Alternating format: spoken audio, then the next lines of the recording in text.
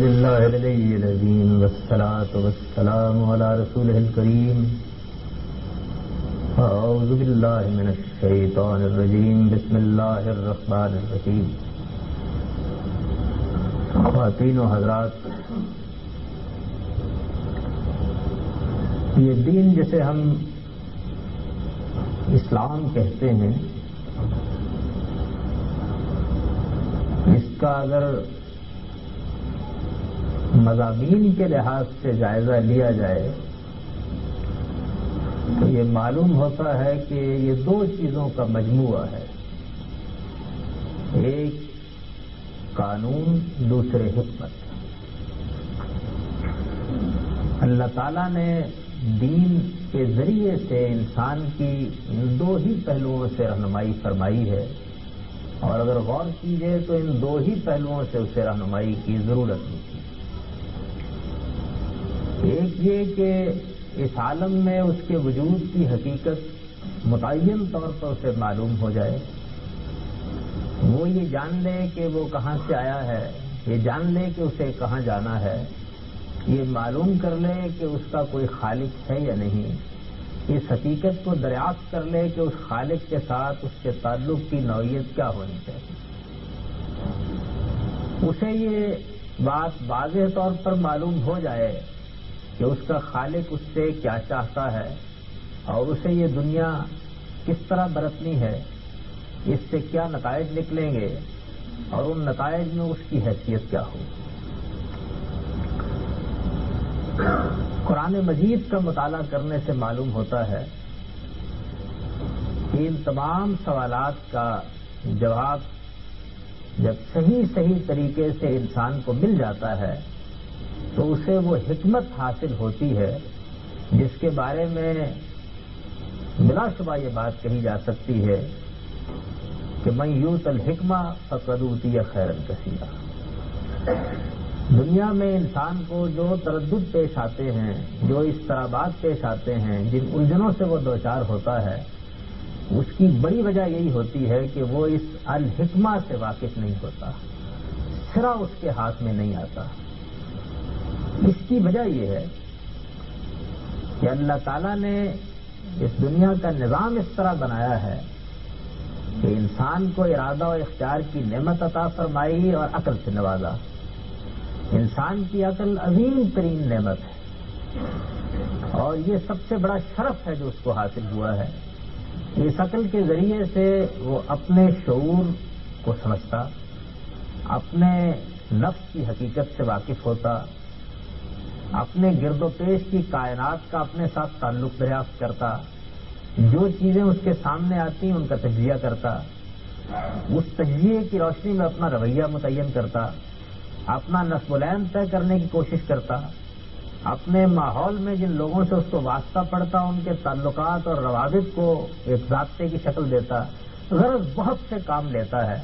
اور پھر یہی عقل ہے جس کی بنیاد پر وہ نہ صرف یہ کہ اپنے لیے عمرانیات کے ان سب مسائل کو طے کرتا بلکہ زندگی کی طرح طرح کی صعوبتوں میں سہولتوں کے بے شمار سامان بھی پیدا کرتا چلا جاتا ہے. تو یہ عقل ایک بڑی نعمت ہے، ایک روشنی ہے، ایک نور ہے جو انسان کو دیا گیا ہے. لیکن جس طرح کہ میں اکثر یہ کہا کرتا ہوں کہ خود عقل ہی کی روشنی میں جب عقل کا جائزہ لیا جائے تو یہ معلوم ہوتا ہے کہ اس کو بہت سی آفات لاحق ہیں.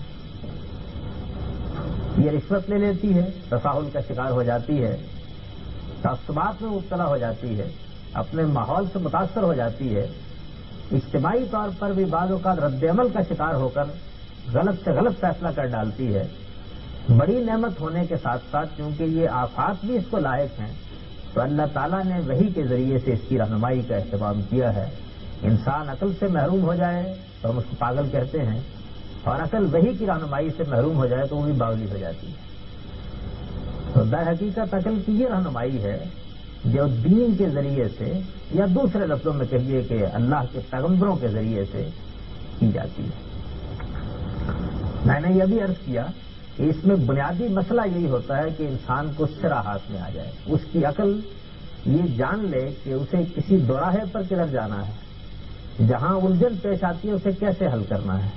راستہ تو وہ دیکھ سکتی ہے اور بہت حد تک چل بھی لیتی ہے، لیکن راستے میں قدم قدم پر جو رکاوٹیں پیش آتی ہیں، جو منزلوں سے دوچار ہونا پڑتا ہے، ان میں وہ کیا چیز ہے کہ جس کو اگر وہ پکڑے رکھے تو راستہ صاف رہتا ہے، اور کیا چیز ہے کہ جس کو اگر وہ نظر انداز کر دے تو پھر وہ بھول بھلیاں میں گرفتار ہو کے رہ جاتی ہے۔ یہ بنیادی مسئلہ وہی حل کرتی ہے، خدا کے پیغمبر حل کرتے ہیں، خدا کی کتابیں حل کرتی ہیں، یا سادہ لفظوں میں کہیے تو دین حل کرتا ہے۔ چنانچہ حکمت کے زیر عنوان جو کچھ بھی قرآن مجید میں بیان ہوا ہے، اس کو اگر ہم پھر ایک مرتبہ چند عنوانوں کو سامنے رکھ کر ترتیب دیں تو ہم کہہ سکتے ہیں کہ اس میں توحید کا مسئلہ زیر بحث آیا ہے، رسالت کا مسئلہ زیر بحث آیا ہے، روز جزا کا مسئلہ زیر بحث آیا ہے، جبر و قدر کی حقیقت واضح کی گئی ہے، خیر و شر کی گتھی سلجھائی گئی ہے، اور یہ بتایا گیا ہے کہ اللہ تعالیٰ کی وہ کیا سنن ہے جن کے تحت وہ اس دنیا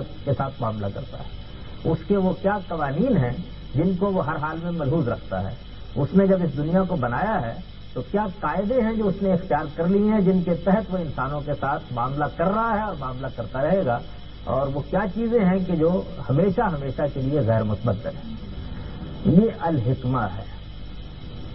اس کے بعد جس طرح کہ میں نے عرض کیا، دین کا دوسرا حصہ قانون ہے، شریعت، اور قانون ہم معنی لفظ عربی زبان میں شریعت بالکل ٹھیک اسی مفہوم کی تعبیر کے لیے استعمال ہوتا ہے جس مفہوم کے لیے ہم اپنی زبان میں قانون کا لفظ استعمال کرتے ہیں۔ انسان کو جس طریقے سے اس کی ضرورت ہے کہ اس کو حقیقت کا سرا بتا دیا جائے، اس کو اس کا نصب العین متعین کر کے دے دیا جائے، اس کے اور اس کے خالق کے درمیان تعلق کی نوعیت واضح کر دی جائے، یہ بنیادی مسئلے کہ اس عالم کا ایک پروردگار ہے یا دو، یہ بنیادی مسئلے کہ اس عالم میں انسان کو وحی کی ضرورت ہے یا نہیں، یا دوسرے لفظوں میں یوں کہیے کہ خدا کے پیغمبروں کی ضرورت ہے یا نہیں، اور ہے تو کون وہ ہستیاں ہیں تو یہ اس منصب پر فائز کی گئی ہیں، سوال کا جواب دے دیا جائے، یہ بتا دیا جائے کہ اس دنیا کو ہمیشہ کے لیے رہنا ہے یا ایک دن ختم ہو جانا ہے، اور ہم اپنے پروردگار کے حضور میں اپنے کارنامہ حیات کے لیے جواب دہ ٹھہرائے جائیں گے۔ یہ سمجھا دیا جائے کہ انسان یہاں مختار ہے یا مجبور، اور مجبور ہے تو کتنا، اور مختار ہے تو کتنا، خیر کی حقیقت کیا ہے، شر کی حقیقت کیا ہے، اس کا پروردگار اس کے ساتھ کس طرح سے معاملہ کرتا ہے، اور کن قوانین کے تحت اس دنیا کا نظم چلا رہا ہے، یہ سب باتیں سمجھانے کے ساتھ اس کی یہ ضرورت بھی ہے کہ اس کی پوری زندگی ایک ضابطے کے اندر بندھی ہوئی ہو۔ انسان اس دنیا میں جس آزمائش میں ڈالا گیا ہے یہ اس کا بھی تقاضا ہے، جس فطرت پر پیدا کیا گیا ہے وہ اس کا بھی تقاضا ہے، اور خود انسان کی اپنی عقل اور تاریخ اس بات کی گواہی دیتی ہے کہ اس کی اس کو ضرورت لاحق ہوتی ہے۔ چنانچہ یہ دیکھیے کہ اسی مقصد کے لیے عمرانیات کے بے شمار علوم وجود میں آتے ہیں جن میں یہ طے کرنے کی کوشش کی جاتی ہے کہ انسان کی حقیقت متعین ہو جائے، اس کے معاملات کا کوئی سرا ہاتھ میں آ جائے، اور پھر کوئی ایسا ضابطہ بنایا جا سکے جس کی روشنی میں انسانی تعلقات کو منضبط کیا جا سکے، انسانی تعلقات میں انضباط پیدا کرنا، ان میں ربط پیدا کر دینا، ان کو ایک قاعدے پر لے آنا، یہ انسانی معاشرت کی ضرورت ہے۔ چنانچہ انسانی معاشرت کی یہی ضرورت ہے جس کے تحت ہم اپنی پارلیمنٹ میں قانون بناتے ہیں۔ قدیم زمانوں میں بادشاہ قانون بنایا کرتے تھے، قوموں نے طرح طرح کے ضابطے، رواج اور رسوم کی حیثیت سے اختیار کیے ہیں۔ اسی ضرورت کو پورا کرنے کے لیے اب بھی پوری دنیا میں قانون پر کام ہوتا، ضابطے بنائے جاتے، عدالتیں قائم کی جاتی، اور پھر طرح طرح کی مشغافیاں کر کے یہ متعین کرنے کی کوشش کی جاتی ہے کہ کون سا ضابطہ اپنے اندر کیا نقص رکھتا ہے، کس ترمیم کا تقاضا کرتا ہے، اس میں کیا تغیر کر دینا چاہیے۔ تو یہ بھی چونکہ انسانی زندگی کا ایک اہم ترین شعبہ ہے، اور یہاں بھی وہی صورتحال ہے، یعنی جس طرح کائنات کی حقیقت کو متعین کرنے میں عقل ٹھوکر کھا جاتی ہے، غلطی کا شکار ہو جاتی ہے، بہت حد تک انسان کی رہنمائی کرنے کے باوجود اپنے آپ کو لاحق آفات کی وجہ سے اس کو گمراہ کر ڈالتی ہے، اسی طرح ان ضوابط کے معاملے میں اس کی محتاج ہوتی ہے کہ اس کو بنیادی رہنمائی دیتی ہے، کچھ چیزیں طے کر کے دے دی جائیں، باقی معاملات کو پھر خود دیکھ لیتی ہے، کچھ چیزوں میں رہنمائی کر دی جائے، پھر اس کے بعد اس رہنمائی میں چلتی رہتی ہے، دوراہوں کو متعین کر دیا جائے کہ اس میں کدھر جانا ہے، پھر وہ اپنا راستہ دیکھ لیتی ہے، نشیب و فراز کے بارے میں کچھ تھوڑا سا حوصلہ دے دیا جائے، پھر وہ چلتی رہتی ہے۔ تو عقل انسانی کی یہ دوسری نوعیت کی جو رہنمائی ہے، یہ جس دین کے پہلو میں کی جاتی ہے اس کو اسلامی اصطلاح میں شریعت سے تعبیر کیا جاتا ہے۔ اس شریعت کے بارے میں یہ بات عام طور پر لوگ خیال کر لیتے ہیں کہ کوئی بہت مفصل ضابطہ ہے، اس پر کتابیں کی کتابیں لکھی جا سکتی ہیں، اس میں مختلف نوعیت کی جزیات طے کر دی گئی ہیں اور انسان ہمیشہ کے لیے اس کا پابند کر دیا گیا ہے۔ غالباً ہر سوال جو انسانی تمدن کو پیش آتا ہے، ہر قانون جس کی اس کو ضرورت پڑتی ہے، وہ کہیں لکھا ہوا موجود ہے اور اس شریعت میں اس کو منضبط کر کے انسان کو دے دیا گیا ہے۔ دوسرا رویہ اس کے بالکل برخلاف یہ ہے کہ بہت سے انسانوں کو یہ خیال ہوتا ہے کہ جہاں تک قانون کا تعلق ہے، ضابطے کا تعلق ہے، یہ تو ہم اپنی عقل سے دریافت کر ہی لیتے ہیں اور انسانی تمدن کے ارتقاء کے ساتھ اس میں تغیر و تبدل بھی ہوتا رہتا ہے۔ یہ کوئی چیز ایسی نہیں ہے جس کو دین کو متعین کرنا چاہیے، اس کو تو یہ چاہیے کہ وہ چند اصول دے دے، چند قاعدے بتا دے اور بس انسان کی کچھ رہنمائی کر دے کہ ان اصولوں کی روشنی میں اپنے لیے خود کام کرتا رہے۔ دونوں ہی باتیں اپنی جگہ افراط تفریط کا شکار ہیں۔ صحیح حقیقت یہ ہے کہ اس میں کوئی شبہ نہیں کہ اللہ پروردگار عالم نے جہاں انسان کو الحکمہ دی ہے اس کے ساتھ الشریعہ بھی دی ہے، اس میں کوئی شبہ نہیں، یعنی ہے ایک ضابطہ، ہے ایک قانون، ہے ایک شریعت جو انسانوں کی رہنمائی کے لیے ان کے پروردگار نے ان کو عطا فرمائی ہے، اور یہ صرف قرآن مجید میں عطا نہیں فرمائی بلکہ اس سے پہلی کتابوں بھی عطا فرمائی ہے، اور تمدن کے مختلف زمانوں میں جہاں جہاں انسان کو ضرورت پڑی ہے یہ رہنمائی اس کو آسمان سے حاصل ہوئی ہے ایک شریعت۔ لیکن یہ بات صحیح نہیں ہے کہ اس شریعت کے اندر جزیات تک ہر معاملے میں طے ہیں اور بس کہیں لکھی ہوئی ہیں اور وہ سب کی سب زندگی میں آپ کو حاصل کرنی ہے اور ان کو نافذ کر دینا ہے، اور یہ بات بھی صحیح نہیں ہے کہ محض چند اصول بتا دیے گئے اور اس کے بعد خاموشی اختیار کر لی گئی۔ دونوں باتوں کے درمیان کی بات یہ ہے کہ جن امور میں انسان کو ایسی رہنمائی کی ضرورت تھی کہ جزیات تک متعین کر دیے جائیں، لاریب ان میں جزیات متعین کر دی گئی ہیں، اور جن معاملات میں انسان کو اس نوعیت کی رہنمائی کی ضرورت نہیں تھی ان میں اصول دیے گئے ہیں، چند ضوابط بتا دیے گئے ہیں، چاروں گوشے متعین کر دیے گئے ہیں، ایک راستہ طے کر کے نصب العین سامنے رکھ کے انسانی عقل کو آزاد چھوڑ دیا گیا ہے کہ وہ ان میں خود اپنے لیے راستہ متعین کرتی رہے، قانون بناتی رہے، ضابطے تخلیق کرتی رہے۔ میں اس کی تھوڑی سی وضاحت کروں گا۔ انسانی زندگی میں جن جن معاملات میں انسان کو کسی ضابطے کی ضرورت پیش آتی ہے، اگر آپ غور کیجئے تو یہ دو نوعیت کے ہیں۔ ایک نوعیت خدا اور بندے کے تعلق کی ہے۔ انسان بالاجمال یہ جان لیتا ہے کہ وہ میرا معبود ہے، یہ جان لیتا ہے کہ وہ میرا خالق ہے، لیکن جب الحکمہ کے تحت اس کو اس کی پوری تفصیلات بتائی جاتی ہیں تو پھر وہ ٹھیک ٹھیک اس کی صفات کا تعین کرتا ہے اور یہ بھی جانتا ہے کہ اب میرے اور اس کے درمیان معاملہ کیسے ہونا چاہیے۔ جس طرح الحکمہ انسانی عقل کی یہ خدمت کرتی ہے، بالکل اسی طریقے سے انسان کو جب یہ مسئلہ درپیش ہوتا ہے کہ اگر وہ میرا مالک ہے اور میرا خالق ہے تو مجھے بہرحال اس سے مناجات بھی کرنی ہے، دعا بھی کرنی ہے، اس سے کچھ مانگنا بھی ہے، اس سے عرض نیاز بھی کرنی ہے اور اس کی عظمت کا اعتراف بھی کرنا ہے، اس کی پاکی بیان بھی کرنی ہے، اس کی تکبیر بھی کہنی ہے، اس کی تصویر بھی کرنی ہے، اس کے بارے میں اپنی زبان سے، اپنے اعضاء و جوارح سے یہ شہادت بھی دینی ہے کہ وہ بلند ہے، سارے عالم سے بلند ہے، وہ میرا خالق ہے، میں اس کا بندہ ہوں۔ یہ جذبہ انسان کے اندر پیدا ہوتا ہے، یہ ایک فطری جذبہ ہے، ہمیشہ سے انسان کے اندر رہا ہے۔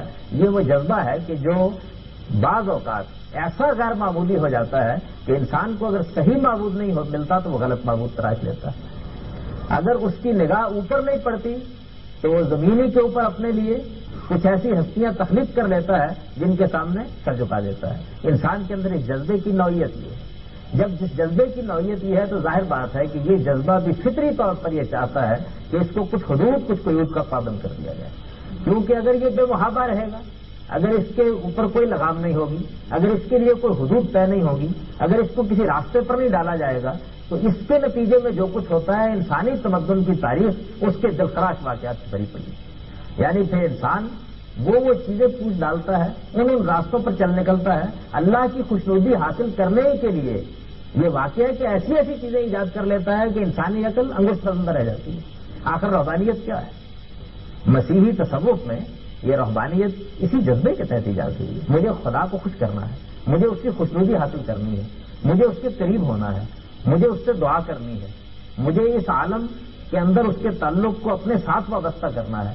یہ شدید خواہش ہے جو انسان کے اندر پیدا ہوتی ہے، اور قرآن مجید یہ کہتا ہے کہ جن لوگوں کے اندر یہ پیدا ہوئی ان کا محرک برا نہیں تھا، لیکن انہوں نے ایک ایسی بدعت ایجاد کر دی کہ جس میں انسان نے دنیا چھوڑ دی، ماں کو چھوڑ دیا، باپ کو چھوڑ دیا، بھائی کو چھوڑ دیا، تعلقات ختم کر دیے، صلہ رحمی کے تقاضے فراموش کر دیے، ایک ایسی دنیا آباد کر لی جس میں وہ تھا اور اس کے خیال کے مطابق اس کا پروردگار تھا۔ اس نے اپنے اوپر وہ پابندیاں عائد کر لی کہ جس میں خدا کی پوری اسکیم بالکل باطل ہو کر رہ گئی۔ دنیا جس کو اللہ پروردگار عالم نے آزمائش کے لیے ایک کارخانہ بنایا ہے، اس کی ایک چل بالکل غلط مقام پر بیٹھ گئی اور معلوم ہوا کوئی چیز کسی بھی نہیں۔ یہ سب ہوا۔ چنانچہ یہ وہ دائرہ ہے جس کے اندر انسان کو اس کی ضرورت ہوتی ہے کہ کچھ قاعدے، کچھ ضابطے طے کر کے اس کے اس جذبے کو راستہ دے دیا جائے۔ جذبہ تو ایک یوں سمجھ لیجیے کہ طغیانی پر آیا ہوا دریا ہوتا ہے، وہ بہہ نکلتا ہے، اور دریا کے لیے بھی یہ ضروری ہوتا ہے کہ اس کے کچھ کنارے اٹھا دیے جائیں تاکہ وہ صحیح راستے پر بہتا چلا جائے، ورنہ وہ ایک سیلاب کی طرح ابھر پڑتا ہے، اور جس طرح کہ میں نے ابھی رہبانیت کی مثال دی، پھر تمام چیزوں کو بہا لے جاتا ہے۔ تو یہ ضابطے جو اللہ اور بندے کے تعلق کو متعین کرتے ہیں، ان کے بارے میں اسلام کا اصرار ہے کہ انسانی عقل انہیں خود متعین نہیں کر سکتی۔ اسے اصرار ہے اس بات پر کہ وہ یہ تو متعین کر لیتی ہے کہ یہ جذبہ میرے اندر ہے، اور یہ تو وہ متعین کر لیتی ہے کہ اس جذبے کے لیے اسے کوئی طریقہ اختیار کرنا چاہیے، لیکن اس طریقے کو بالکل ضابطے میں لے آنا، اس کی جزیات کو طے کر لینا، یہ وہ چیز نہیں ہے جس کو اس پر چھوڑا جا سکے، اس لیے کہ اللہ اور بندے کے تعلق کے معاملے میں اس کے پاس وہ مواد موجود نہیں جس کی بنیاد پر وہ صحیح راستے پر رہ سکے۔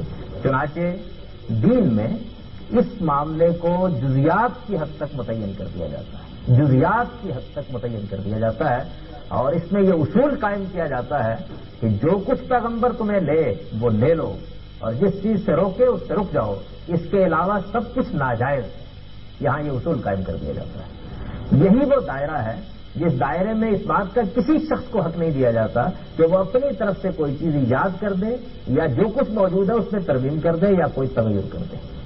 چنانچہ یہ دیکھیے کہ نماز ہے، روزہ ہے، حج ہے، زکوٰۃ ہے، ان کے بارے میں ایک ایک جزیہ متعین کر دیا گیا ہے۔ یہ بتا دیا گیا ہے کہ تم کب نماز کے لیے کھڑے ہوگے، اس کے اوقات کیا ہوں گے، تم ابتدا کہاں سے کرو گے، تمہارے اعضاء و جوارح خدا کی عظمت کا اعتراف کیسے کریں گے، تمہاری زبان خدا کی عظمت کا اعتراف کیسے کرے گی، اس کے لیے ابتدا کیا ہے، انتہا کیا ہے، ہر چیز متعین کر دی گئی۔ اور جب ہر چیز متعین کر دی گئی ہے تو ساتھ ہی یہ اصول قائم کر دیا گیا ہے کہ اب اس معاملے میں اگر کوئی آدمی اپنی طرف سے کوئی چیز شامل کرے گا یا پہلے سے موجود کسی چیز میں کوئی تغیر کرے گا تو وہ بدعت کا ارتکاب کرے گا۔ چنانچہ یہی دائرہ ہے جس میں اپنی طرف سے ادنا درجے کی تبدیلی کو بھی پیغمبر نے بدعت قرار دیا، اور یہ کہا ہے کہ ہر بدعت ضلالت ہے اور ہر ضلالت لازماً جہنم کا ایندھن بن جائے گا۔ یہ ایک دائرہ ہے، اور ظاہر ہے کہ اس کے اندر بھی جو ضوابط ہوتے ہیں وہ شریعت کا حصہ ہیں۔ نماز کیسے پڑھی جائے، وضو کیسے کیا جائے، اس میں کیا آداب ہیں، کن چیزوں کو ملحوظ رکھنا ہے، ابتدا و انتہا کیا ہے، کیا پڑھنا ہے، کیا کیا چیزیں ہیں جن کو اپنے لیے صحیح سمجھنا ہے، کیا چیزیں ہیں جن سے اجتناب کرنا ہے، یہ سب چیزیں جس ضابطے میں متعین کی جاتی ہیں، ظاہر ہے کہ وہ اس پوری حیثیت کو ہمارے سامنے ایک واضح شکل میں لے آتا ہے۔ دوسرا دائرہ بندوں اور بندوں کے تعلقات کا ہے۔ بندوں اور بندوں کے تعلقات میں اسلام کو اس بات پر اصرار ہے کہ انسانی عقل بہت حد تک انسان کی رہنمائی کر سکتی ہے، یعنی اللہ ہی کی دی ہوئی وہ چیز ہے اور وہ بہت حد تک انسان کی رہنمائی کر سکتی ہے۔ انسانی عقل نہ صرف یہ کہ بنیادی مقدمات خود قائم کر لیتی ہے، نہ صرف یہ کہ ان مقدمات کی روشنی میں آگے بڑھ کر قوانین بنا لیتی ہے، بلکہ تمدن کے ارتقاء کے ساتھ اپنی تاریخ سے سبق حاصل کر کے اس میں بہت کچھ اصلاح بھی کر لیتی ہے۔ یہ وہ دائرہ ہے کہ جس میں کوئی شبہ نہیں ہے کہ انسان نے بہت کام کیا اور اپنے لیے بہت سے مسائل کو بطور خود حل کرنے کی صحیح کی ہے۔ یہ دائرہ کون سا دائرہ ہے؟ یہ وہی دائرہ ہے جس میں مثال کے طور پر معاشرت کے مسائل پیش آتے ہیں، جس میں مثال کے طور پر سیاست کے مسائل درپیش ہوتے ہیں، جس میں مثال کے طور پر معیشت کے مسائل درپیش ہوتے ہیں، جرم و سزا سے کس طرح نمٹا جائے یہ چیزیں متعین کی جاتی ہیں، جس میں جنگ و جدال، بین الاقوامی تعلقات اور اس طرح کی دوسری چیزیں زیر بحث آتی ہیں۔ تو شریعت یا قانون اس کا ایک پہلو وہ ہے کہ جس میں اللہ اور بندے کے تعلقات منضبط کیے جاتے ہیں، دوسرا پہلو وہ ہے جس میں بندوں اور بندوں کے تعلقات منضبط کیے جاتے ہیں۔ پہلی چیز کے بارے میں نے عرض کر دیا کہ دین اس میں جزیات تک متعین کر دیتا ہے، اور ادنا درجے کے تغیر کو بدعت قرار دیتا ہے اور اس کی اجازت دینے کے لیے تیار نہیں ہوتا. البتہ اس دوسرے دائرے میں اس کا رویہ بالکل مختلف ہے. یہاں وہ کیا کرتا ہے؟ یہاں وہ یہ بتائے گا آپ کو کہ سیاست کے بنیادی اصول کیا ہے، یہ بتائے گا معیشت کے بنیادی اصول کیا ہے، یہ بتائے گا معاشرت کے بنیادی اصول کیا ہے، یہ بتائے گا کہ جنگ و جہاد میں کن چیزوں کا لحاظ کرنا چاہیے، اس کی اساسات کیا ہیں، یہ بتا دے گا. اسی طریقے سے صرف اتنا ہی نہیں بلکہ کچھ ضوابط خود طے کر دے گا جن میں یہ اندیشہ ہوتا ہے کہ عقل انسانی ٹھوکر کھائے گی اور انسانی تمدن کو کسی غلاظت میں جا کے ڈبو دے گی.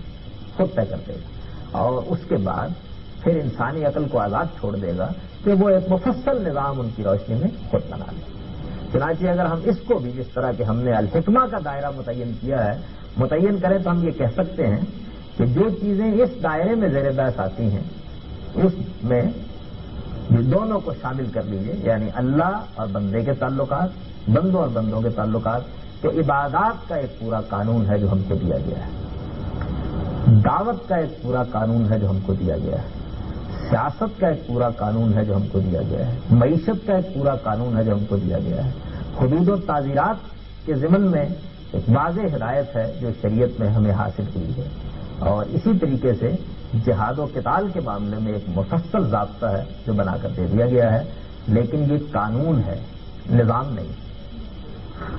قانون ہے، نظام نہیں ہے. اس کے فرق کو سمجھ لیجیے. نظام تو یہ ہوتا ہے کہ تمام جزیات طے کر کے ایک ایسا ضابطہ بنا دیا جائے کہ جس میں پھر کسی چیز کے نہ داخل کرنے کا امکان ہو نہ نکال لینے کا امکان ہو. وہ ایک پورا سسٹم ہوتا ہے.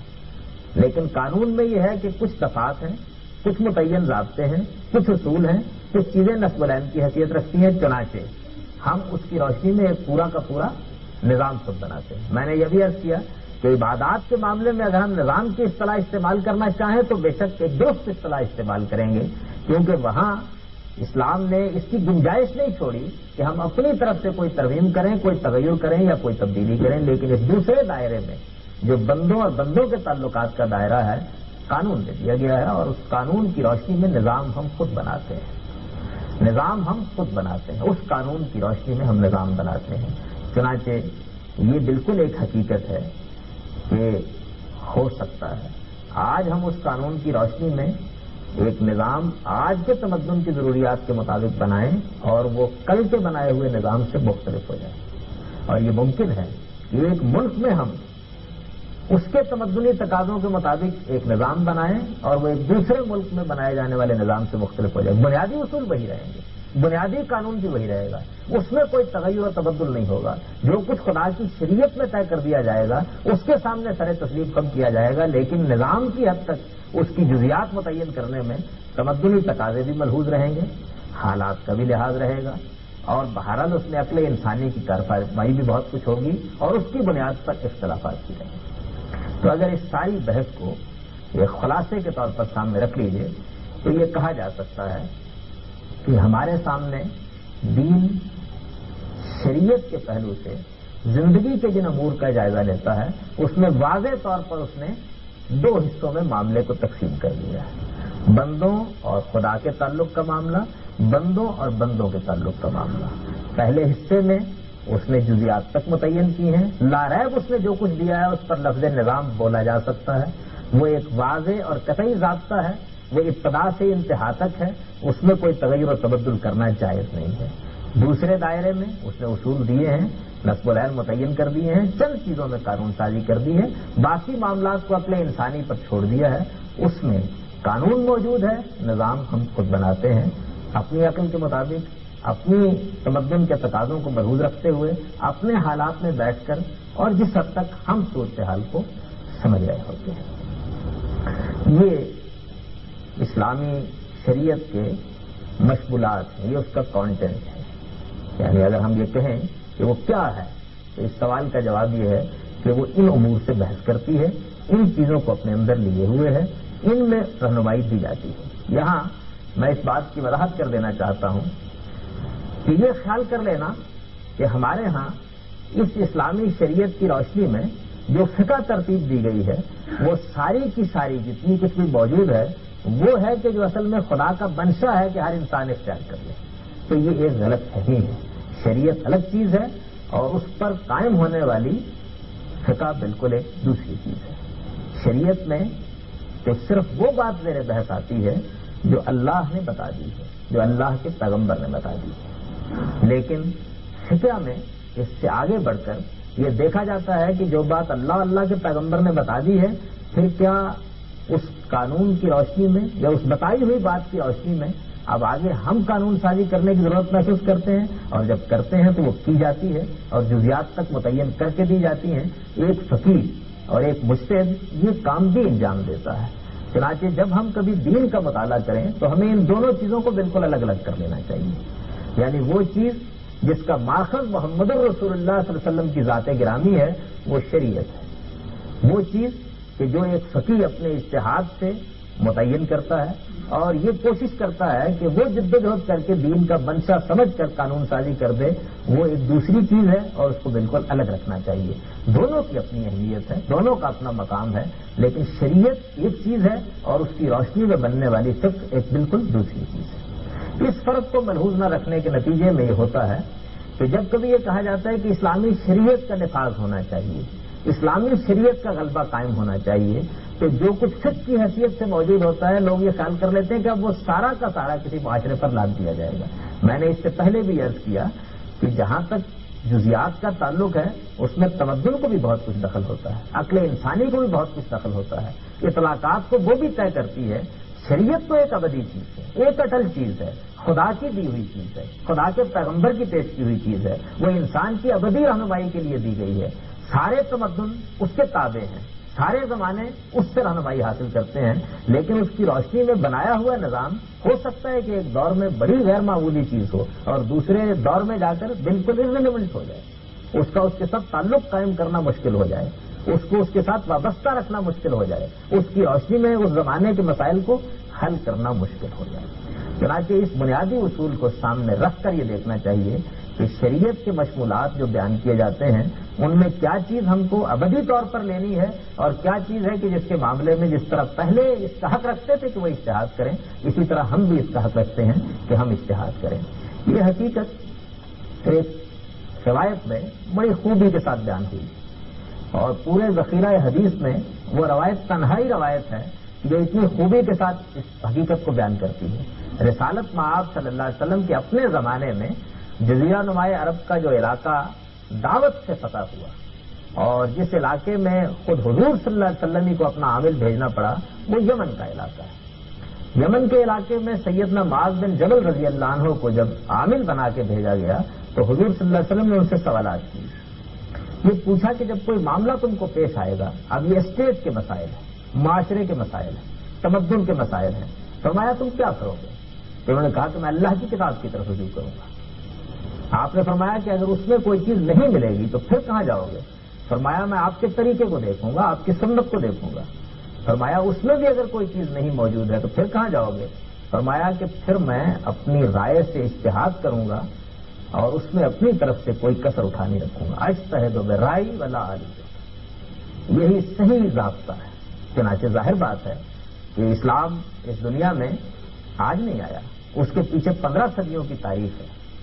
جب اس کی شریعت پیش کی گئی تو اس شریعت کے اس حصے میں جس میں اجتہاد کی گنجائش تھی، جس کا تعلق تمدن سے تھا، جس کا تعلق بندوں اور بندوں کے تعلقات سے تھا، جس میں سیاست، معیشت، معاشرت اور اس طرح کے مسائل زیر بحث تھے، خلفائے راشدین نے بھی اجتہادات کیے اور خلفائے راشدین کے بعد کے آنے والے خلفاء نے بھی اجتہاد کیے، عام فقہا نے بھی اجتہاد کیے، مختلف جگہوں پر جو لوگ عامل مقرر ہوئے انہوں نے بھی اجتہادات کیے، اہل علم نے بھی جو کچھ سمجھا اس کو انہوں نے منضبط کرنے کی کوشش کی۔ لہذا ایک بہت بڑا ذخیرہ اس معاملے میں ہمارے پاس مرتب شدہ موجود ہے اور وہ ذخیرہ ہے کہ جس کو ہم اپنی تعبیرات کے مطابق فقہ حنفی کہتے یا فقہ مالکی کہتے یا فقہ شافعی کہتے یا فقہ حنبلی کہتے، اور اسی طریقے سے دوسرے بہت سے اہل علم کی چیزیں بھی ہمارے پاس موجود ہیں اور ہم یہ جانتے ہیں کہ اس میں انہوں نے یہ بھی بتایا ہے کہ وہ شریعت کا کیا منشا سمجھے ہیں اور یہ بھی بتایا ہے کہ اس شریعت کو سامنے رکھ کر انہوں نے پیش آنے والے معاملات میں کیا قانون سازی کی ہے۔ یہ دونوں چیزیں بالکل الگ الگ واضح طور پر موجود ہوتی ہیں اور ہر فقیہ، ہر مجتہد اور ہر وہ شخص کے جس نے یہ کام کرنا ہوتا ہے وہ یہ بتاتا ہے کہ کون سی چیز وہ ہے کہ جو محمد الرسول اللہ صلی اللہ علیہ وسلم سے مجھ کو ملی ہے اور کون سی چیز وہ ہے کہ جو میں اپنے اجتہاد کے ساتھ بیان کر رہا ہوں. چنانچہ ان کو بالکل الگ الگ کر کے دیکھنا چاہیے. اور جب کسی تمدن میں یہ مطالبہ کیا جائے کہ اللہ کی شریعت نافذ ہونی چاہیے, اللہ کے دین کو غلبہ حاصل ہونا چاہیے, مسلمانوں کی سیاست, معیشت, معاشرت اور تمدن میں خدا کے دین کی پیروی کی جانی چاہیے, تو اس سے اصل مقصود یہ ہوتا ہے کہ وہ شریعت جو محمد الرسول اللہ صلی اللہ علیہ وسلم نے دی ہے اس کا غلبہ قائم کیا جائے. باقی جہاں تک اجتہادات کا تعلق ہے, خلفاء کے فیصلوں کا تعلق ہے, یا اس نوعیت کی دوسرے نظائر کا تعلق ہے, وہ روشنی کا منار ہے, ان سے رہنمائی حاصل کی جائے گی. یہ دیکھا جائے گا کہ انہوں نے ایک بات کو سمجھ کر کیا قانون سازی کی تھی, لیکن ان میں سے کوئی چیز بھی نہ خدا کی شریعت ہے نہ اس کو حتمی حجت کی حیثیت دی جا سکتی. میں اس کی چند زاویوں سے مثالیں دیتا ہوں. دیکھیے, حدود و تعزیرات کا باب ایک بڑا اہم باب ہے, اور دین اور شریعت کے معاملے میں جتنی غلط فہمیاں اس باب میں پیدا ہوئی ہیں شاید ہی کسی اور باب میں پیدا ہوئی ہیں. اس میں شریعت کتنی ہے اگر آپ غور کریں تو شریعت صرف یہ ہے کہ یہ بتا دیا گیا ہے کہ جرائم کی 2 قسمیں ہیں, اس کو آپ اصول مان لیجیے. ایک مجرم وہ ہوتے ہیں کہ جو سوسائٹی کے لیے نیوسنس کا باعث بن جاتے ہیں, املاک کے لیے, آبرو کے لیے, جان کے لیے خطرہ بن جاتے ہیں, جو نظم و نسق کو اپنے ہاتھ میں لینے کی کوشش کرتے ہیں, جو تنہا یا جتھا بنا کر لوگوں کے اوپر پل پڑتے ہیں, جو قانون کی آنکھوں میں آنکھیں ڈال کر اس کا مذاق اڑاتے ہیں, جو تمرد اور سرکشی اختیار کر لیتے ہیں, اور ایک سادہ طریقے سے جرم کا ارتکاب کرنے والے مجرم ہوتے ہیں. یہ بتایا گیا ہے کہ پہلی قسم کے مجرموں کے لیے اللہ تعالیٰ نے ایک مفصل ضابطہ بنا دیا ہے, اور یہ ضابطہ 4 سزاؤں پر مشتمل ہے.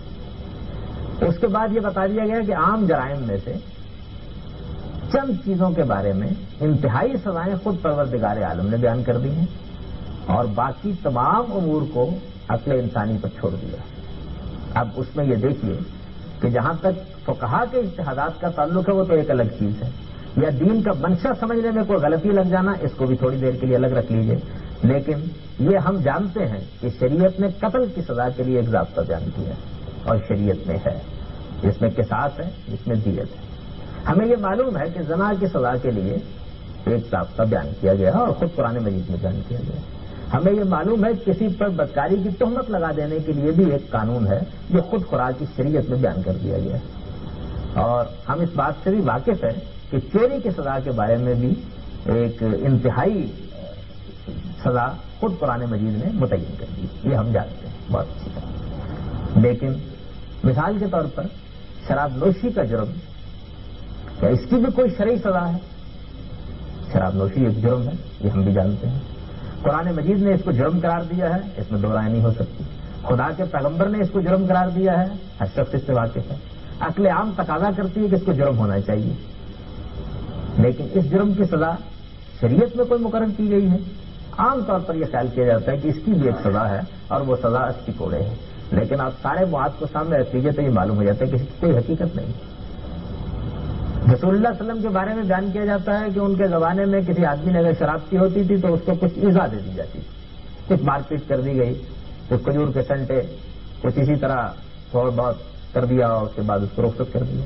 سیدنا ابو بکر صدیق رضی اللہ عنہ نے اس کے لیے باقاعدہ سزا مقرر کی, اور 40 کوڑے اس آدمی کو مارے جاتے تھے جو شراب نوشی کے جرم کا ارتکاب کرتا تھا. سیدنا عمر رضی اللہ عنہ کے زمانے میں کچھ زیادہ وبا پھیل گئی, انہوں نے مشورہ کیا, اور مشورہ کرنے کے بعد سزا 80 کوڑے کر دی. مشورہ دینے والے صحابی کے بارے میں معلوم ہے کہ وہ کون تھے, اس مجلس کے بارے میں معلوم ہے کہ اس میں بحث کیا ہوئی. انہوں نے 80 کوڑے کی سزا مقرر کرنے کے لیے ایک نہایت لطیف استدلال پیش کیا, مجھ سے بھی واقف ہے. اب ظاہر ہے کہ جب یہ صورتحال ہے کہ وہ 40 کوڑے بھی تھی, وہ 80 کوڑے بھی ہو گئی, تو یہ چیز خود بتا رہی ہے کہ یہ شریعت نہیں ہو سکتی. اس کی وجہ یہ ہے کہ اگر یہ شریعت تھی اور محمد الرسول اللہ صلی اللہ علیہ وسلم نے اس کو متعین کر دیا تھا, تو پھر اس زمین کے اوپر صدیق و فاروق بھی حق نہیں رکھتے تھے کہ اس کے اندر کوئی ادنا درجے کا تغیر کریں. پھر اس میں کوئی تبدیلی کرنا کسی کے لیے ممکن نہیں تھا. تو یہ چیز کہ کوئی چیز بعض اوقات شریعت نہیں ہوتی, لیکن چونکہ وہ قدیم ترین زمانے میں طے ہو گئی ہوتی ہے, اور بالخصوص خلافت راشدہ میں طے ہو گئی ہوتی ہے, تو لوگ یہ خیال کر لیتے ہیں کہ یہ بھی اس کا ایک حصہ بن گئی ہے. بالکل اسی طریقے سے بہت سی جزیات ہیں جو فقہ میں ہم کو ملتی ہیں, جن میں مثال کے طور پر اگر آپ دیکھیے تو نکاح میں, طلاق میں, بہت سے دوسرے معاملات میں اس تمدن کو سامنے رکھ کر بعض جزیات متعین کی گئی ہیں. نان و نفقہ ہی طے کرنا ہے. کسی خاتون کو طلاق ہو گئی ہے تو اس کے بارے میں بچے کا کیا معاملہ ہوگا، اس کے لیے کوئی قانون سازی کرنی ہے.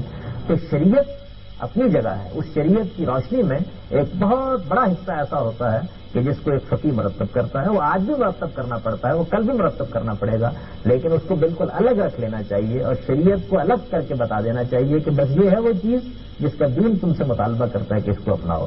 یہ خدا کی وہ رحمت ہے جو اس نے نازل کی ہے. یہ محمد الرسول اللہ صلی اللہ علیہ وسلم کا طے کردہ قانون ہے جس کی خلاف ورزی کا تم کو حق نہیں. یہ بات جب بتا دی جائے تو پھر اس کے بعد لوگ بہت آسانی سے یہ طے کر لیتے ہیں کہ کتنی چیز ہے جس کو انہیں اپنانا ہے اور کتنی چیز ہے جس کے بارے میں وہ بھی یہ حق رکھتے ہیں کہ وہ کوئی قانون بنائیں.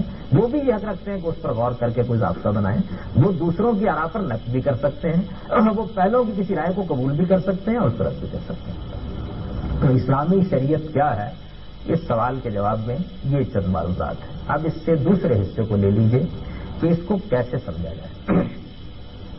سب سے پہلی چیز جو اس باب میں ملحوظ رہنی چاہیے وہ یہ ہے کہ یہ معلوم ہو جائے کہ اس شریعت کے ماخذ کیا کیا ہے اور ان کی بنیادی حیثیت کیا ہے. اس شریعت کا سب سے پہلا ماخذ اب ہمارے پاس قرآن مجید ہے. میں یہاں یہ پھر ایک مرتبہ بات واضح کر دوں کہ دین اصل میں محمد الرسول اللہ کی ذات گرامی کا نام ہے.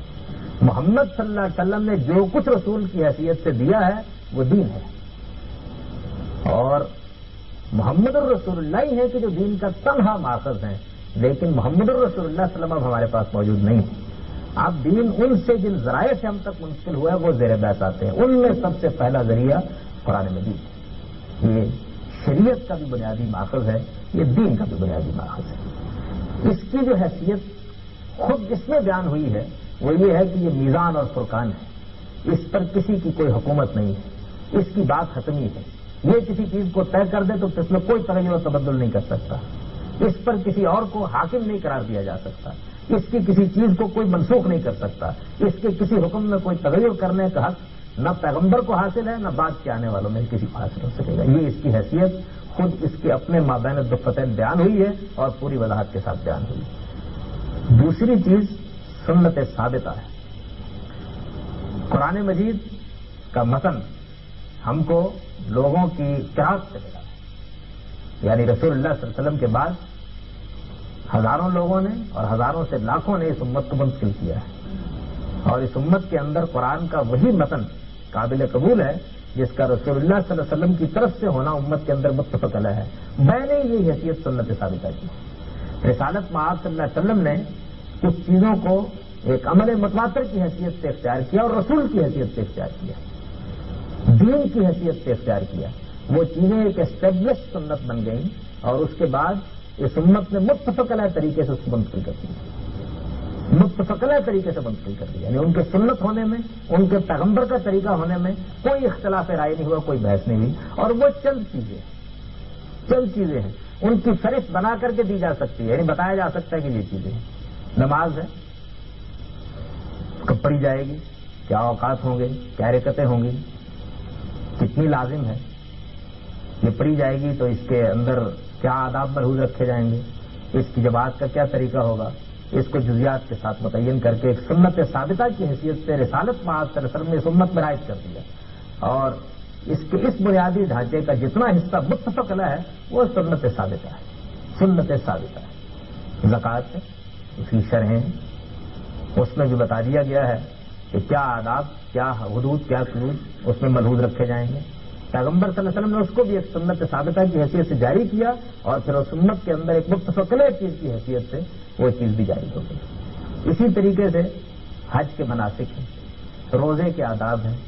یہ سب چیزیں بھی پہلے بھی تھی دین کے اندر. رسالت مآب صلی اللہ علیہ وسلم نے ان کو بدعات سے پاک کر کے ایک متعین شکل دے دی اور اس کے بعد اس امت کے لیے وہ ایک سنت ثابتہ کی حیثیت اختیار کر گئے.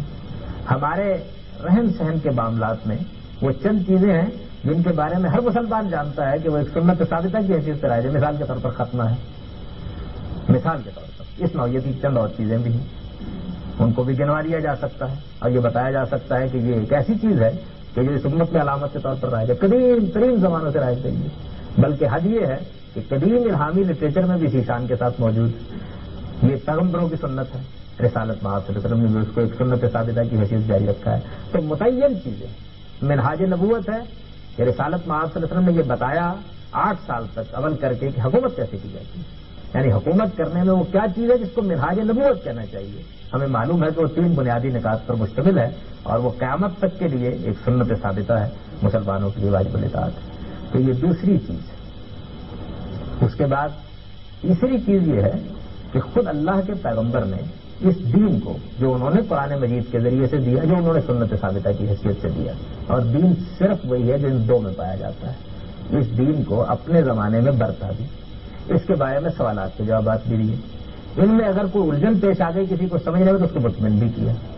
اگر کسی چیز کا اطلاق کرنا پڑا تو اس کی فروغ بھی طے کی. ظاہر ہے کہ یہ سارا کا سارا کام بھی ہوا. اس سارے کام کو اصل دین کی حیثیت حاصل نہیں ہے. اصل دین تو قرآن مجید میں ہے، سنت ثابتہ میں ہے، لیکن یہ سب کچھ بھی ریکارڈ میں آ گیا ہے، اور یہ وہ ریکارڈ ہے جو حدیثوں کی صورت میں ہمارے پاس موجود ہے. اس کے بارے میں یہ کہا کرتا ہوں کہ اس میں جو بنیادی اصول ہے وہ یہ ہے کہ ان کو یا شرع مانا جائے گا یا فرع مانا جائے گا. شرع ہوگی تو سب سے پہلے دیکھا جائے گا کہ متن کہاں ہے. متن یا قرآن میں ہوگا یا سنت ثابتہ میں ہوگا. اور جب متن ہمارے پاس موجود ہوگا تو پھر ہر طرح کی بحث و نگاہ سے بالاتر ہو کر ہم یہ فیصلہ کر سکیں گے یہ شرع بنتی ہے یا یہ شرع نہیں بنتی. اور اگر اصل ہمارے پاس ہوگی تو ہم طے کر سکتے ہیں کہ یہ اس کی فرع نکلتی ہے یا نہیں نکلتی. اب مثال کے طور پر شرع کا معاملہ بہت حد تک لوگوں کی سمجھ میں آ جاتا ہے. فرع کو دیکھ لیجیے. قرآن مجید ہم کو یہ بتاتا ہے کہ اگر کوئی بدکاری کا ارتکاب کرے تو اس کی انتہائی سزا یہ ہے کہ اس کو 100 کوڑے مارے گئے. رسالت میں آپ صلی اللہ علیہ وسلم کے زمانے میں یہ کوڑے مارے گئے بعض مجرموں کو. اس کے نتیجے میں بعض فروع ہمارے سامنے آئے. مثلا رسالت میں آپ صلی اللہ علیہ وسلم نے یہ دیکھا کہ کوڑا مارتے وقت ایسا نہیں ہونا چاہیے کہ انتہائی سخت کوڑا لے لیا جائے یا انتہائی نرم کوڑا لے لیا جائے، بلکہ صوتم بین صوتین، یعنی ایک درمیانی درجے کا کوڑا آپ نے لیا. مارنے کے معاملے میں ہدایت فرمائی کہ اس طرح مارو کہ بغل بھی ننگی نہ ہو. یہ بتایا کہ پورے جسم پر پھیلا کر مارو، کسی ایک ہی جگہ نہ مارو. یہ بتا دیا ان کو کہ دیکھو ایسی ضرب نہیں ہونی چاہیے جو کھالو ڈھیر دے، بلکہ اس کا اثر اوپر ہی رہنا چاہیے. یہ کہا کہ مسلمانوں کے لیے یہ موضوع نہیں ہے کہ ان کو ٹکٹکی لگا کر مارا جائے یا ان کو برہنہ کر دیا جائے، بلکہ جیسا لباس آدمی نے پہنا ہوا ہے اسی میں اس کو یہ سزا دے دی جائے. یعنی یہ میں نے عرض کیا کہ یہ فروع ہے. یہ ساری کی ساری جتنی فروع ہیں ان کے اندر بھی بڑی حکمت ہے. ان کے ذریعے سے بہت سی چیزیں طے ہوتی ہیں. ان سے بھی ایک طریقہ قائم ہوتا ہے کہ جس میں لوگوں کو تحفظ بھی ملتا ہے اور شریعت کا منشا بھی بہت حد تک واضح ہوتا ہے. لارب اس میں کوئی شبہ نہیں ہے کہ یہ چیزیں عقل عام کی بنیاد پر بھی طے ہوتی ہیں، اور پیغمبر صلی اللہ علیہ وسلم نے بھی اپنے اجتہاد سے ان کو طے کیا ہے. لیکن جب یہ پیغمبر کی نسبت سے معلوم ہو جاتی ہیں تو پھر اس کے بعد ہر چیز کے بارے میں اختلاف و نزاع کا دروازہ بند ہو جاتا ہے. اور یہ فرع ہے. اصول ہمارے پاس موجود تھا. کوڑے مارنے کی سزا جہاں تک تعلق ہے وہ قرآن میں بیان ہو گئی تھی اور ہم واقف سے اس سے کی بیان ہو گئی ہے، لیکن اس کی فروع اللہ کے پیغمبر نے طے کر دی. تو یہ وہ چیز ہے کہ جس کو جب ہم دیکھ لیتے ہیں تو پھر اس کے بعد کچھ بہت رجال کی بحثوں کی اور طرح طرح کے ترددات کی ضرورت نہیں رہتی. بس آپ یہ متعین کرتے ہیں کہ کہاں کوئی چیز پائی جاتی ہے اور کس طریقے سے اس کو مجھے سمجھنا ہے. تو قرآن مجید، سنت ثابتہ، اور اس کے بعد رسالت میں آپ صلی اللہ علیہ وسلم کی تقریر، تصویر یا آپ کے قول کی وہ روایت جو ہمارے پاس اخبار احاد کی صورت میں موجود ہے. یہ وہ سب ہے جو شریعت کے ماخذ کی حیثیت رکھتا ہے. شریعت اسی سے حاصل کرنی چاہیے اور اسی سے حاصل کر کے اس کو اپنے زمانے اور اپنے تمدن کے لحاظ سے مفصل کرنے کی صحیح کرنی چاہیے. دوسری چیز جو اس کو سمجھنے میں ملحوظ رکھنے کی ضرورت ہے وہ یہ ہے کہ وہ جس کتاب میں اصلاً بیان ہوئی ہے یعنی قرآن مجید میں، وہ کتاب عربی زبان میں ہے. اور ایک آدمی جب تک کہ اس کتاب کی نوعیت کا صحیح تعین کر کے اس زبان کا صحیح علم نہ حاصل کر لے اور اس کے مزاج کو نہ سمجھ لے کہ وہ کس نوعیت کی کتاب ہے اور اس پر ریاض کر کے اس کے عرف کو متعین نہ کر لے، اس وقت تک بہت مشکل ہے کہ وہ حتمی طور پر اس کے بارے میں کوئی رائے دے سکے. چنانچہ یہ دیکھیے کہ ہمارے ہاں موجودہ زمانے میں بہت سے لوگوں کو یہ خیال ہوا کہ آخر یہ کیا شریعت کی پابندی کی جائے گی، دین کے چند اصول ہیں. وہ یہ چاہتا ہے کہ چوری کا کلا کما ہونا چاہیے. تو فقطعوا ایدیہما قرآن مجید میں موجود اب ان کی طبیعت کسی طرح نہیں مانتی تھی کہ چور کا ہاتھ کاٹ دیا جائے موجودہ زمانے میں، اور ظاہر بات ہے کہ مخصوص فلسفے سے مروب بھی تھے.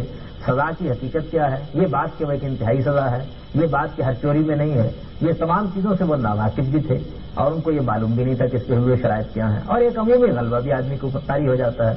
تو انہوں نے یہ کوشش کی کہ اس کو ایسی تعویل کر ڈالیں کہ جس سے جان چھوٹ جائے. چنانچہ فقط وادیما یعنی ان کے ہاتھ کاٹ دیے جائیں، اور کہا کہ یہ ایسی بات ہے کہ ان کے ہاتھوں کو چوری سے روکتی ہے. قتل کے معاملے میں اور بہت سی چیزوں کے معاملے میں تعویلات کی ایک دنیا وجود میں آئی. وجہ کیا ہوئی؟ وجہ وہی ہے کہ کتاب جس زبان میں ہے، جس عرف کے ساتھ قائم ہوئی ہے، جس طریقے سے اس کو سمجھا جا سکتا ہے، اس کے لیے ایک ریاض کی ضرورت ہوتی ہے. اور اللہ تعالیٰ نے انسانوں کے درمیان یہ تفریق رکھی ہے کہ ان میں سے بہت سے لوگ ہیں کہ جو بنیادی کام کرتے ہیں، اور بہت سے لوگ ہیں جو ان کے کیے ہوئے کام کی روشنی میں اپنے لیے بہت سی رائے ہدایت پا لیتے ہیں. آپ دیکھیے دنیا کے سارے علوم میں یہی چیز ہوتی ہے. یہ چیز اس کتاب کے معاملے میں محفوظ رہے گی، یعنی کچھ لوگوں کو اس شریعت کا فہم حاصل کرنے کے لیے اس کو اپنی زندگی کا موضوع بنانا ہوگا، اس کو سمجھنے میں شب و روز بسر کرنے ہوں گے، اس کے لیے بنیادی اہلیت پیدا کرنی ہوگی، علم اور مطالعے کے لحاظ سے وہ مقام حاصل کرنا ہوگا کہ وہ اعتماد کے ساتھ یہ کہہ سکیں کہ کیا چیز شریعت ہے اور کیا چیز شریعت نہیں ہے. اور اگر یہ چیز ان کو حاصل نہیں ہوتی تو پھر اس کے بعد وہ ٹامے تویاں ماریں گے، بھول بھلائیاں میں بچیں گے، اپنے لیے بھی مسائل پیدا کریں گے، دوسروں کے لیے بھی مسائل پیدا کریں گے، اور بہت سی حقیقتوں سے آہستہ آہستہ بالکل دستبردار ہو کر رہ جائیں گے. اور پھر اس کے بعد وحدت، اتحاد، اتفاق، امت کے لیے کوئی صحیح راستہ، یہ ایک بڑی دور کی چیز بن کر رہ جائے گی، ایک اور ہی دنیا آباد ہو کر رہ جائے گی. تو اس دوسری چیز کا لحاظ بھی بہت ضروری ہے. اب ظاہر ہے کہ اسی کی ایک فرع یہ ہے کہ وہ لوگ کہ جو پھر اس درجے میں اس کتاب کا علم نہ حاصل کر سکیں، یہ اس درجے میں اپنے آپ کو اس کے لیے وقف نہ کر سکیں، تو ان کو یہ چاہیے کہ جس طرح وہ دنیا کے باقی علوم کو ان علوم کے ماہرین کی مدد سے سمجھتے ہیں، سمجھتا آدمی خود ہی ہے، مدد سے سمجھتے ہیں، وہ ان کی مدد سے اس کو سمجھنے کی کوشش کریں. یہ جانیں کہ کیا بات ہے جو قرآن کا منشا ہے، کیا بات ہے کہ جو سنت کا منشا ہے، شرع و فرع کی حیثیت سے کیا بات ہے کہ جو روایت میں بیان ہوئی ہے، اس کو کس حیثیت سے شرع قرار دیا جا سکتا ہے، کس حیثیت سے فرع قرار دیا جا سکتا ہے. اس کو اس علم کے ماہرین کی مدد سے، ان کی رہنمائی سے آدمی سمجھ لیتا ہے. تو دوسری بڑی اہم چیز جو ہے وہ اس معاملے میں یہ ہے جس کو ملحوظ رکھنا چاہیے. تیسری چیز جس کا اس میں لحاظ کرنا چاہیے وہ یہ ہے کہ اس شریعت کی تعیین کرتے وقت جو کچھ بھی ذخیرہ سامنے آ جائے، جو چیزیں بھی موجود ہوں، بہرحال وہ ان لوگوں کی مرتب کردہ ہیں جنہوں نے اپنی زندگی لگا کر اس کو سمجھنے کی کوشش کی ہے. ان سے آدمی بے نیازی اور بے اتنائی کا رویہ اختیار نہ کرے. یہ دین آج ہی اس کو نہیں ملا ہے، اس سے پہلے بھی سینکڑوں لوگوں نے اس پر غور کیا ہے، بہت سا کام اس پر ہوا ہے. وہ کام ہمارے پاس ہوا موجود ہے، ہم اس سے واقف ہیں. اس کام کے اوپر نگاہ ڈالیں. اس کی یہ معنی نہیں ہے کہ اس کا پابند ہو کر رہ گیا ہے، وہ اس میں کوئی نئی رائے قائم نہیں کر سکتا، وہ ان کی غلطی واضح نہیں کر سکتا، لیکن بہرحال اس کو کوشش یہ کرنی چاہیے کہ اگر وہ سائنس میں تحقیق کر رہا ہے تو یہ دیکھ لے کہ اس سے پہلے نیوٹن کیا کہہ چکے ہیں، آئنسٹائن کیا کہہ چکے ہیں، دوسرے سائنسدان کیا بیان کر چکے ہیں، انہوں نے اسی قانون کو کس طریقے سے سمجھا ہے، کائنات کا مطالعہ کر کے وہ کس نتیجے پر پہنچے ہیں. نہ رہے علم بڑھتا رہے گا، اور اس کتاب کے عجائب بھی کبھی ختم نہیں ہوں گے، اور نئی نئی حقیقتیں نمودار بھی ہوتی رہیں گی. لیکن جو آدمی اس طریقے سے ماضی کے اندر گڑا ہوا ہوگا وہی مستقبل کی راہ دیکھے گا. جو اس سے بے نیاز ہو کر کھڑا ہو جائے گا وہ اپنے آپ کو ایک ٹھونٹ درخت بنا لے گا جس کی نہ کوئی بنیاد ہوتی ہے، جس کی نہ کبھی شاخیں پھیلتی ہیں، کچھ دیر کے لیے اس کے اوپر چند کوکلیں نکلتی ہیں اور اس کے بعد مرجھا کر رہ جاتی ہیں. ماضی کے صحیح رسوخ کے ساتھ مستقبل کے صحیح نقل و عین کو سامنے رکھ کر ہی اس کے لیے راستہ متعین کیا جا سکتا ہے. تو اسلامی شریعت کو سمجھنے کے لیے یہ چند بنیادی چیزیں، یعنی ان چیزوں کا صحیح لحاظ رکھنا، ان کا صحیح تعین کرنا، یہی در حقیقت آدمی کے لیے راستہ متعین کرنے کا باعث بنتا ہے. اسلامی شریعت کیا ہے، اسے کیسے سمجھا جائے، اس موضوع پر میں نے اپنا نقطہ نظر مختصر طریقے سے بیان کر دیا ہے. اقول قولی ھذا واستغفر اللہ لی ولکم.